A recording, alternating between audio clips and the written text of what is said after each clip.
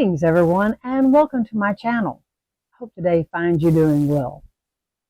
I'm Lady Starfire, and today I want to bring you some more teaching, some more information, some more witchy tips, if you will. Today's topic is on spell work and energy sources that you can draw on and use to make your spell work better. So I've got my list here to make sure I don't forget anything that I want to talk to you about today. Sometimes I can get off on rants, as you all well know, and follow some shiny squirrels off somewhere and forget to come back, and then I miss things. So I do have my list so that I can make sure that I cover them all.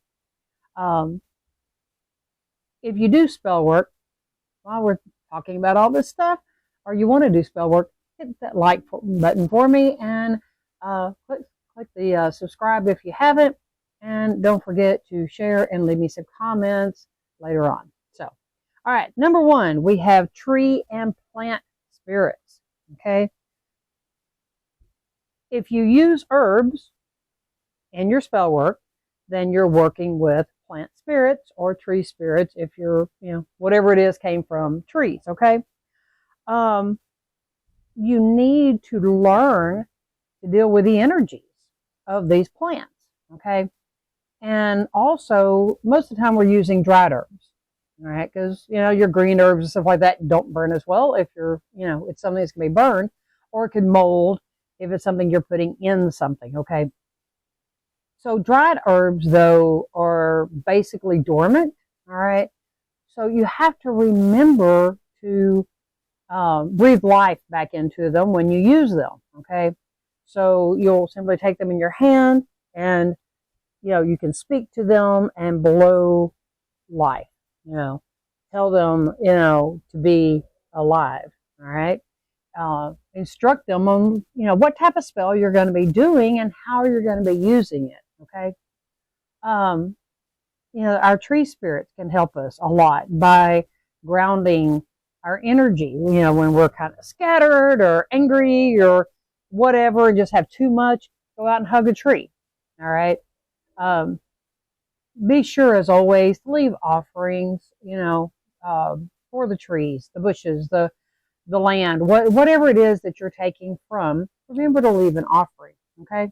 It makes them a whole lot happier, when you come the next time for a little bit of help. Okay. So, but, tree and plant spirits, they do exist.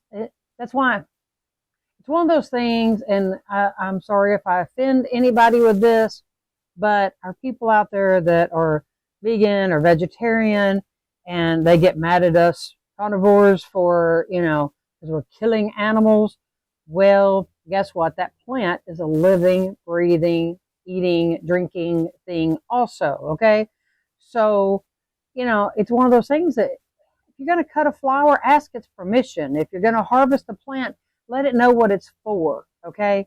If you're planting them, let them know, I am growing you for food. I am growing you for this, okay?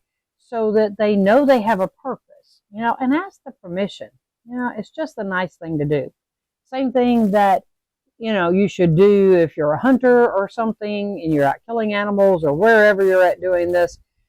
Always be sure to talk to that spirit, okay? It's just the right thing to do. So, all right. Moving on, because I can get off in a whole tangent on that one. So, number two is the earth, okay? The earth that is below us at all times, okay, is a source of energy, okay? Because we can pull that energy up through our feet, into our body, out through our limbs, our head, and just this energy, okay? It's, all the way to the core. Just connect to that. These beautiful things like these crystals and all come out of the earth. They vibrate with different energies depending on the type of crystal or gemstone or whatever, okay? And we can use those as well in our work, but you can just kind of sit and visualize and pull that energy up and feel it coming up through your feet and through your chakras and just everything, and then we can have physical representations. We've got our stones. You can have a bowl of earth, a bowl of rocks. It's just, our plants. There's so many different things you can have that represent earth or come from the earth, okay, that you can have, have it on your altar, have it with your spell work, use it in your spell work. There's just a lot of different ways of doing this, okay? So don't limit yourself. Well, I just do candle magic. Okay, but you can make it so much better and so much stronger by incorporating more things with it, okay? Draw and pull on all of these wonderful energies, okay? Because they're there for you, and it's free. Just pull that energy, all right? For you that are on a budget, you are surrounded by free energy. Do we always need to give back in some manner to the universe? Yes, we do. So make sure that you do that in some manner, okay? All right, number 3, storm energy. Oh my gosh. There are some of you or some of us that like to go out in a storm, harness some of that energy when we've got spell work to do, collect the storm water, the rain water that comes from those storms, okay, to be used in different things. It is very charged water to use. You can harness the lightning energy. There's just so many things that you can do with storm energy. Make sure that you have something ready, or you're one of those witches that can very quickly throw something together. Or like I said, just go out, carry your stones out, certain stones, maybe not all of them. You don't want to put things like selenite and, things that will disappear in water out in the rain. But, set you a bucket out there, catch some of that storm water and put it to good use, okay? It's very strong charged water. You still need to use your intent on what you're using it for when you use it, but in the meantime, it's just very strong charged water, okay? Next is the celestial realms, okay? Now, celestial realms deal with your deities, your angels, planets, celestial beings, all of these sorts of things, okay? So these are who we can call on to aid us in our spell work, okay? Now, you may not want to call on them for every little thing you're doing. It probably isn't necessarily a great idea. But, think about what the spell is and who can most likely help you, okay? Write out petitions to whoever you're working with, asking for their help. You could do some meditation. It's just like when we're working with the earth, we have our roots going down into the earth. Well, here we can have tree branches or vines or whatever coming out of the top of our head, maybe our hands, and reaching up into, that celestial area. All right. So use your imagination. Think about it, and research. Don't just go, okay, I need to go light a candle and do the spell, and I want to call on Odin. May not be a good idea, okay? So think about what it is you're going to do. Plan it out. Don't do magic on a whim unless it's something that, okay, this is going on right now. I need to do something, okay? But try to plan out your spell work. Do your research. Who can help you the most with that topic, okay?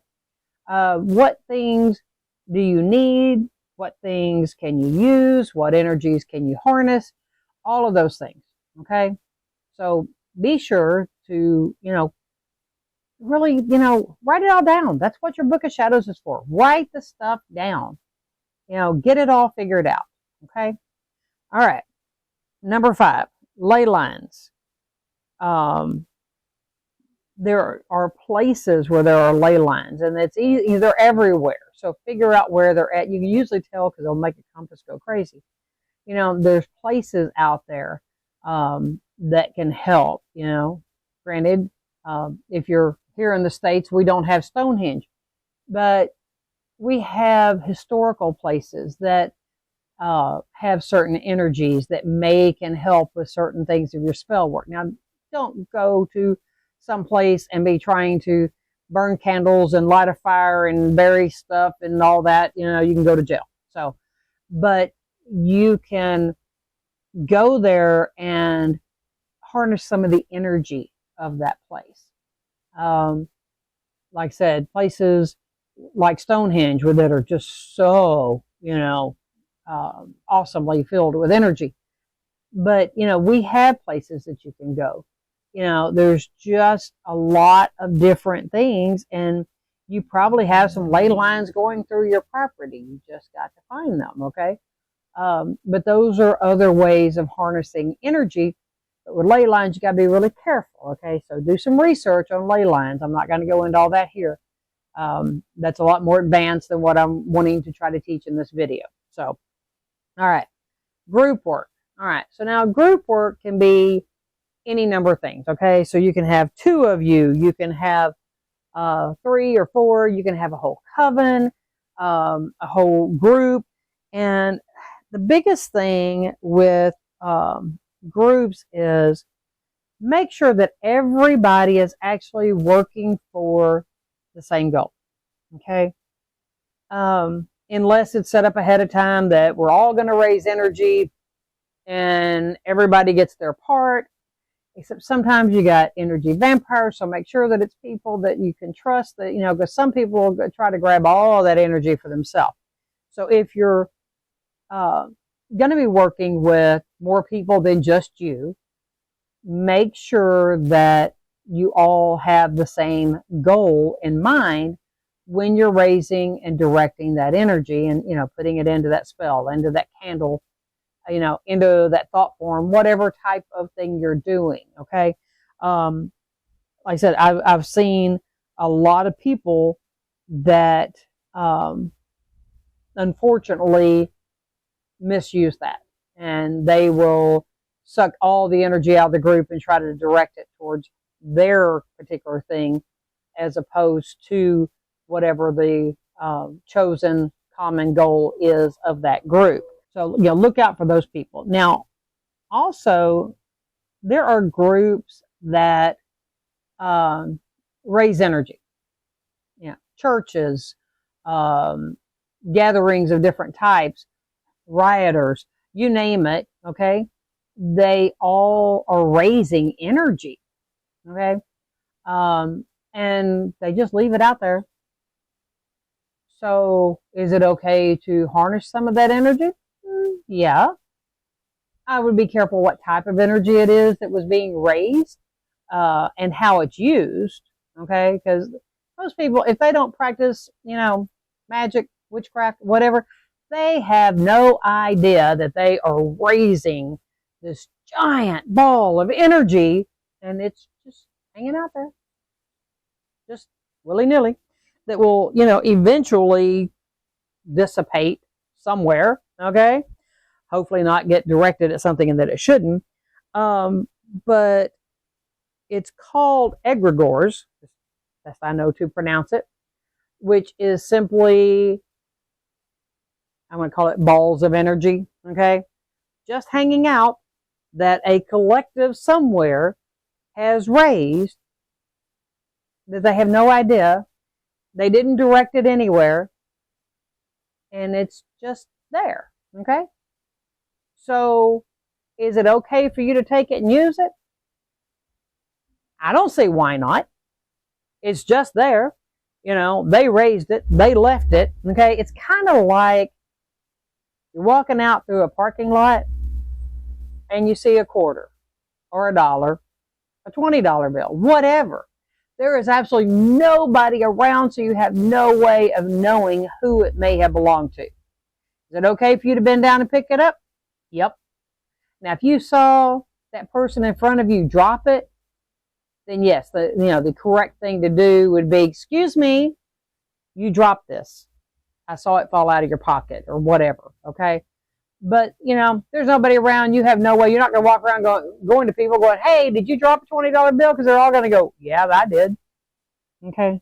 Maybe not all of them. Some people like us are honest. But there are those people out there that will, okay? So there's nobody around. You didn't see who dropped it. There's no way for you to know who it belongs to. It is fair game. If you don't pick it up, somebody's going to.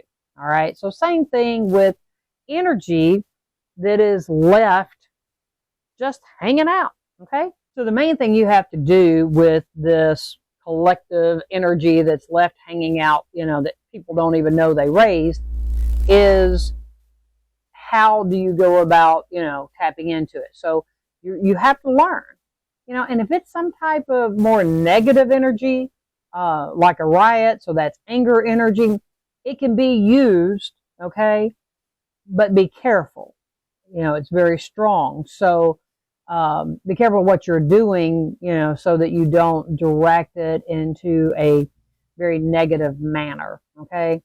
You use it when you're trying to cleanse your space. You're trying to get rid of negative energy or something, okay? So be careful about that, but make sure you know what you're doing. Don't suck that into you, I like to try to have a vessel of some sort, maybe a stone, something that I can then use in that spell. Okay, so hopefully that helps. Okay, next is, as I said, I have my notes, even though I kind of run on with things. So the number 7 is actually energy hubs, which I kind of got into on the last one, which is energy that is like at a concert, any type of gathering that has high energy, okay? Ball games, any type of sport event, anything where, people are, great energy, okay, playgrounds, there's children, they're running around like crazy, they suck all of our energy. That's why they have so much energy. So, is it okay to take some, not directed at a child, but the collective energy, that's cloud that's just hanging out up here above everybody's heads, okay, because they're raising all that energy. Yes, we can use that. Once again, make sure that the energy that you are drawing on corresponds with a type of spell, okay? So as I was saying before, so some riot type thing, you don't want to use that in a love spell, all right? That's would not go well at all, okay? So we want to make sure that the energy that we're tapping into, that we're harnessing, goes, hand in hand with the spell that we're trying to work on. Okay, as I was saying before, as far as trying to tap into that, if you know ahead of time you're going to do it, carry some stones with you or something, and, absorb it into the stones. You can do it with your hands, all right? So not just suck it all into your being. Imagine that you've got vines or some kind of tentacle, some kind of something coming out of your hands that goes out and just hoovers it, okay, into those, and then retract them back in, all right? But it stays stored in those little tentacles, not inside your body per se, okay? And then when you get to where you're going to be to do your spell work, then you can let them come back out and just pour that energy in. All right, I hope that kind of makes sense to y'all, but be careful with that one. That is not a beginner thing to do. All right, that is more advanced. So make sure that you're understanding energies, how the energies feel.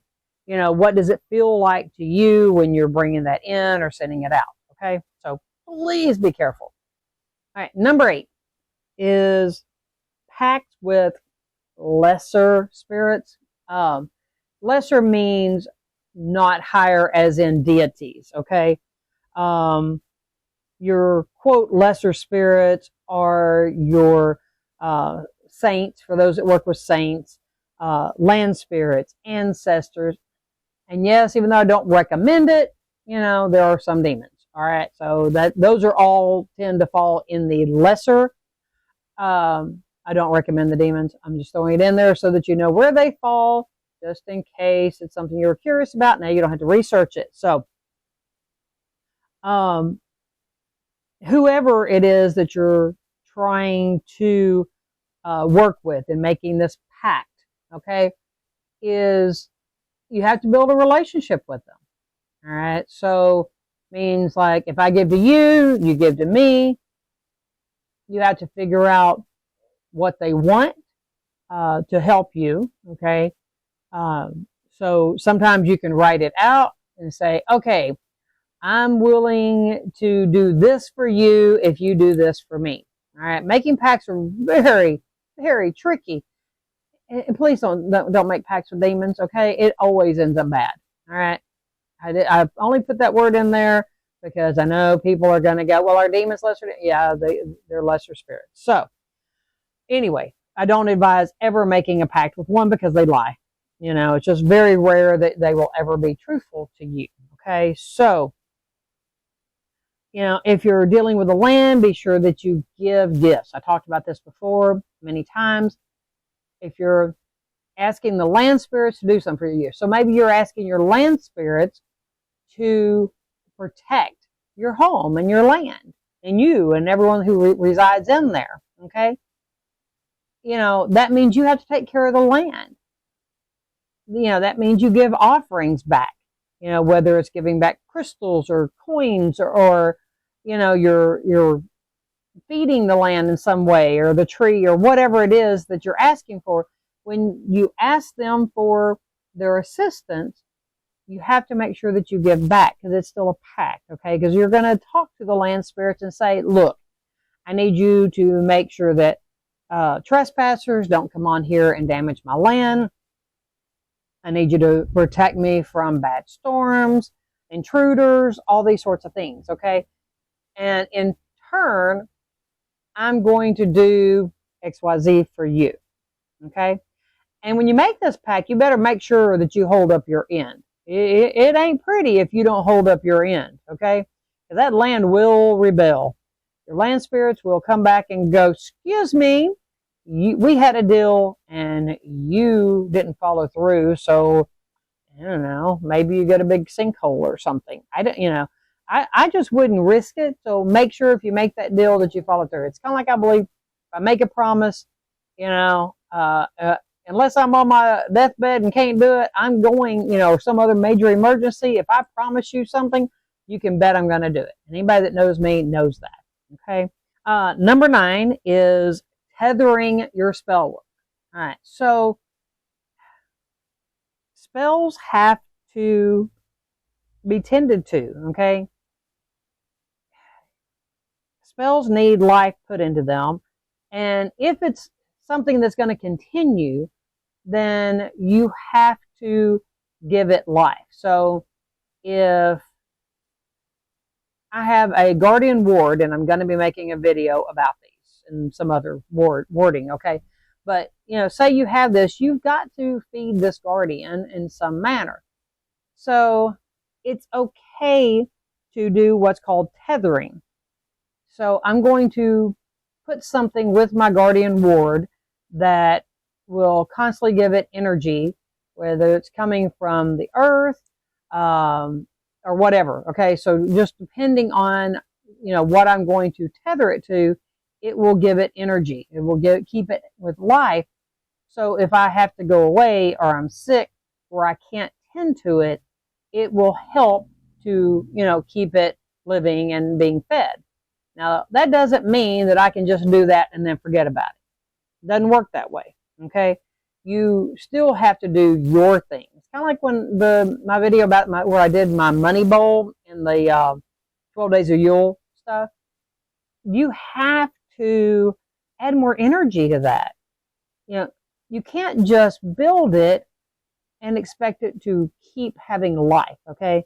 I mean, with mine, I burn a new candle in it every day. I, you know, add new little things to it periodically. I touch things in it and give it energy and life, okay? So you have to do this, with any type of your warding and spell work or whatever else you're doing. So it's kind of like the difference between a 7-day candle and like the spell candles that I make. A 7-day candle, you charge it, you light it, and most people just leave it alone and forget about it. Okay? Though every time I walk by it, I need to look at it and think about my intent. Okay? With the spell jar candles, y'all have seen those in my other videos, you're lighting it every day. Okay? Every day, you're lighting it, snuffing it out, lighting it, snuffing out. So every time you light it, you're recharging it. You're really giving it that intent. Okay? So that's why sometimes they work better than the 7-day. Because some people, they work their 7 days like they should. Some people use them because it's easy, because I can charge it, light it, and leave it alone. Okay? Which, of course, what I tell most people to do is I'm telling you, you don't want to be moving it around. Don't be putting it out. Don't be doing all this stuff. That doesn't mean you don't need to concentrate your intent on it every day. Okay? So, tethering would be, at least with a 7-day jar candle, you write out a petition and you put with it. Maybe you put some stones around it, or whatever, some different things, but you still, every day, you need to try to give it that little extra energy. Okay. This is how these things are going to work best for you. All right. And by the way, if all this makes sense to you, click that like button for me. If you want more information, click the like button and leave me comments down there. Okay. If you haven't subscribed, please do that too. Please share my videos. I really appreciate it. It does help me. If you haven't noticed, I do have a join button now if you would like to join my members only. It's a tiny bit of money every month, but it does go to help me to keep making videos and getting things together and all that, because believe me, I spend a whole lot more time than what I'll ever get paid off of YouTube, but it does help. So, if you want to join, please do. All right, so back to this. I hope all of these things make sense to you. And if you need some more information, please, please, please feel free to leave comments, reach out to me. I will be happy to try to either explain it better to you, or if I need to make a new video, I can do that too. So just, remember, when it comes to your spell work, it's not something that just light a candle, forget about it. All right. It takes more than that. There's all kinds of energy out there that you can harness to make your spell work so much better. If you're not keeping this going, maybe it's why some of your spells haven't been working. Maybe you're not putting the right energy into it, or enough energy into it. You're not keeping it fed. All right. So think about some of your spells that haven't worked, quite the way you'd like for them to, and see if, maybe you weren't just putting enough energy in it. All right. So hope all this helps you. And, thank you for watching my videos. Thank you for watching them all the way through. Thank you for your likes, your subscribes, your comments, your shares. Those of you that, choose to join my members only, I appreciate you there too. So I appreciate all of you. And so anyway, until the next video, I wish you well. I wish you joy, happiness, peace, prosperity, and most of all, I wish you love. So, till the next time, blessed be.